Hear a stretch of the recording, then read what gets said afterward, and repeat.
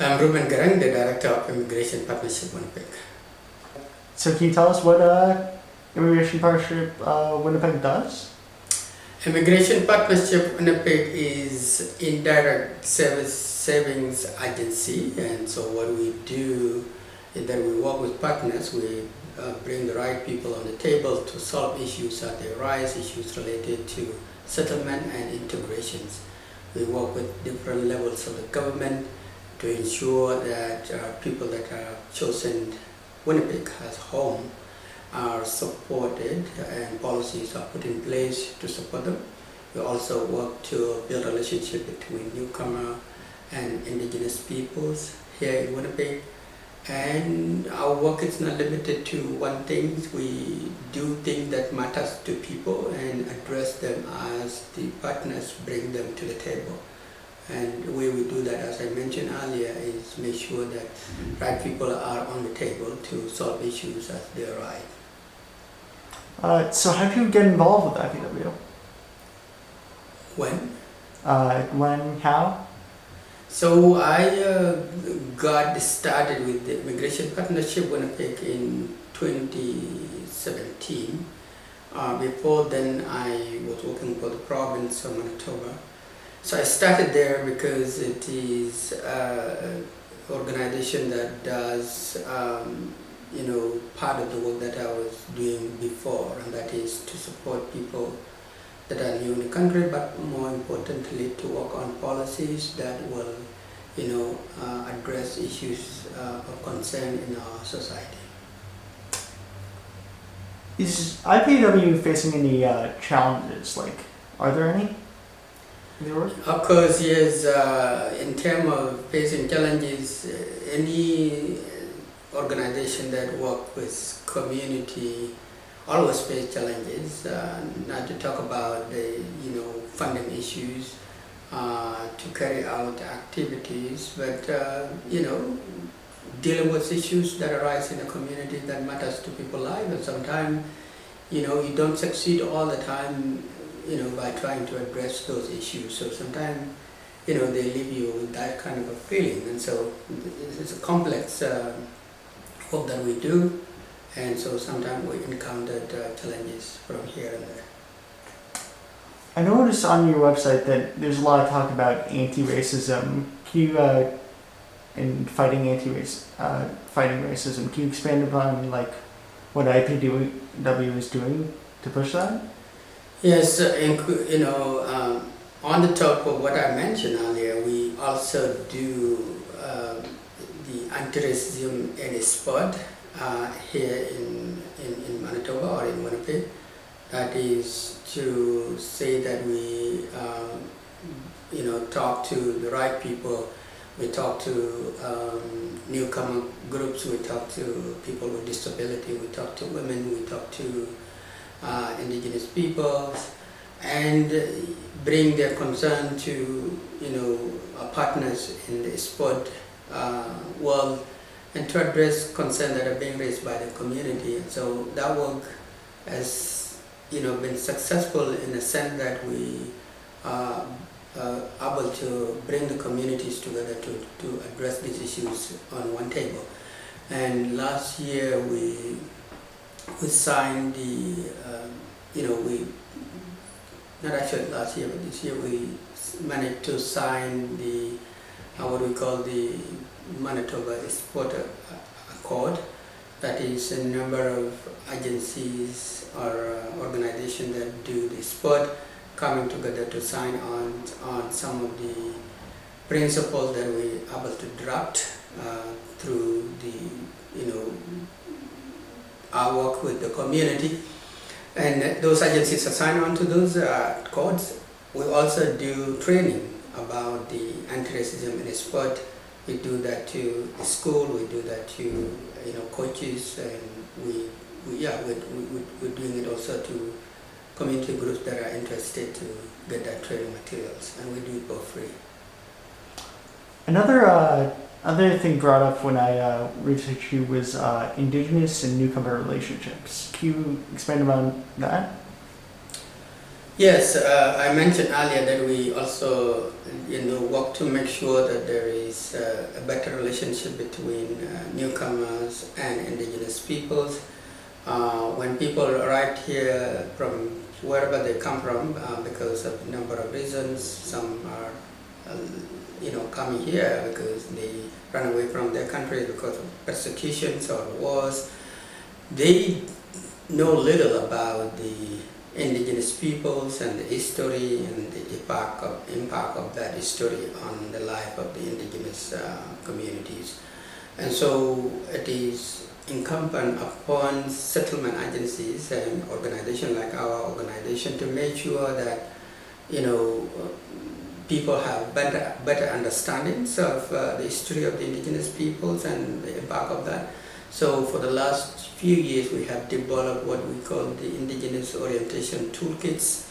Those are materials that written by writers from the indigenous community, vetted by elders from the indigenous community, and the intentions of those materials is to be used by the settlement agencies and any other groups that work with newcomers to make sure that the people that arrive here have a better understanding of the history and the impact of that on the indigenous people.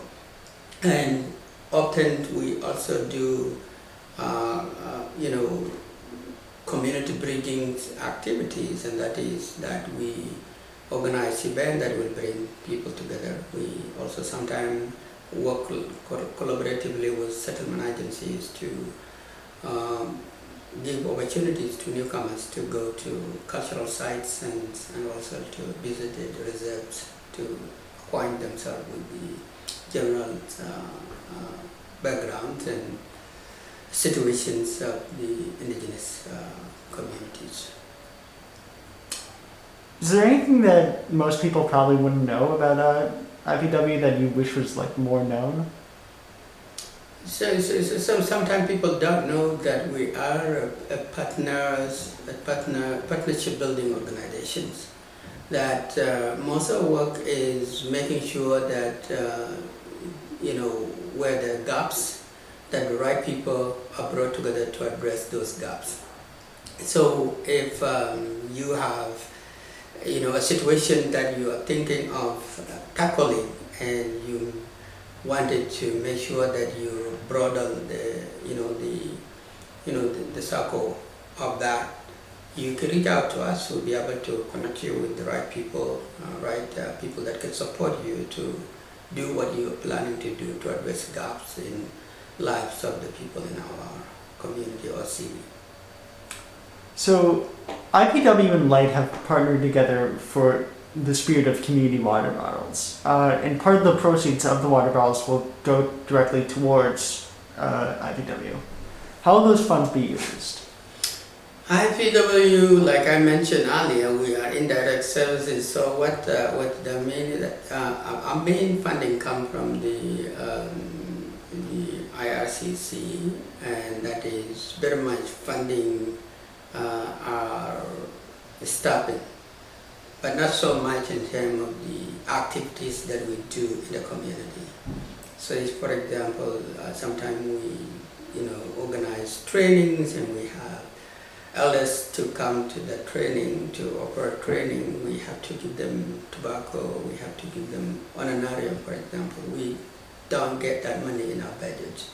And the same thing when we bring the indigenous and the newcomers community together.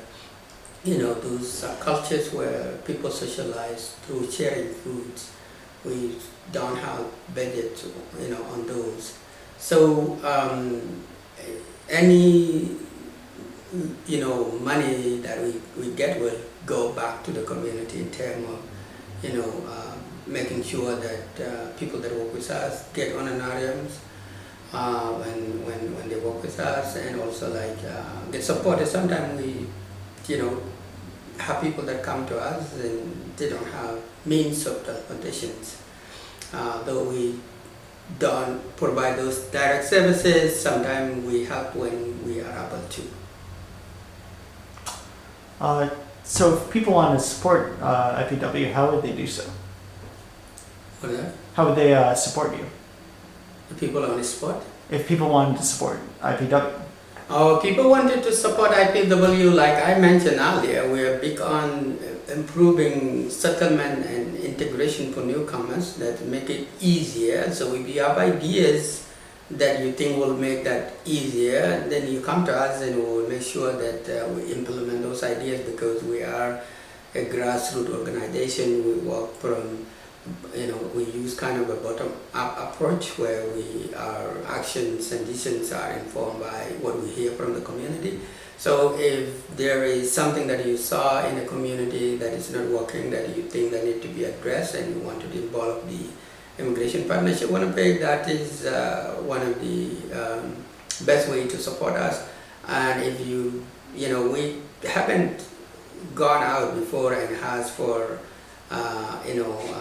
donations, because we are hosted by another organization. So we are hosted by Social Planning Council of Winnipeg. That's the organization that does our finance. So we haven't asked for direct donation before on our own as IPW, and I will leave it as up to date. Are there any upcoming events, any upcoming programs you like to promote? As we speak now, there are quite a number of events that are planned that are going to come before October. For example, one of the work that we do that I did not mention is that we also provide civic education to newcomers. So, not wanted to put this in public, but it's always our plan to have involve the newcomers by raising awareness about the upcoming elections, and also to organize event where the mayoral candidates will come together to talk on issues related to immigrations in general. So that's something on 5 in terms of what we will be planning to do. It's not like exactly, I don't have the date and the time, because there's groups that plan this, but this is something that we expect that will be done. Just last month, for example, we organized a big event where we brought together 1,000 people to welcome newcomers. We call it Newcomer Welcome Fair and Multiculturalism Celebrations, and we had, quite a number of people coming, together on June the 26th, and more than 1,000 people. And we had, this year we were targeting new arrivals from Ukraine and Afghanistan. And we also included other refugees or other immigrants. So this idea started a couple of years ago when Syrians first arrived, and most of these people that sometimes come here don't have any connections, and so we make sure that we organize events that they feel welcome in our city. So yeah, and like I mentioned, we address issues as they arise. So it could happen next week that we have a big event based on the need of the community. All right, and if people want to contact you, what's the best way to get in touch with IPW? Our contact information is on our website. You can reach out to our Garang at Social Planning Council, as abbreviation spcw.nb.ca. That would be my email. We have also, you could also reach out to us on our Facebook page or other social media outlets. We are always available to talk to people. We're using office work now. People are coming to offices now to work at the office. Before, we kind of have a mix. Some working at home, some working at the offices. So if you wanted to chat more with us on any issues relating to settlement and integrations, or building better relationship between Indigenous and the newcomer community, we will always welcome any suggestion in that regard.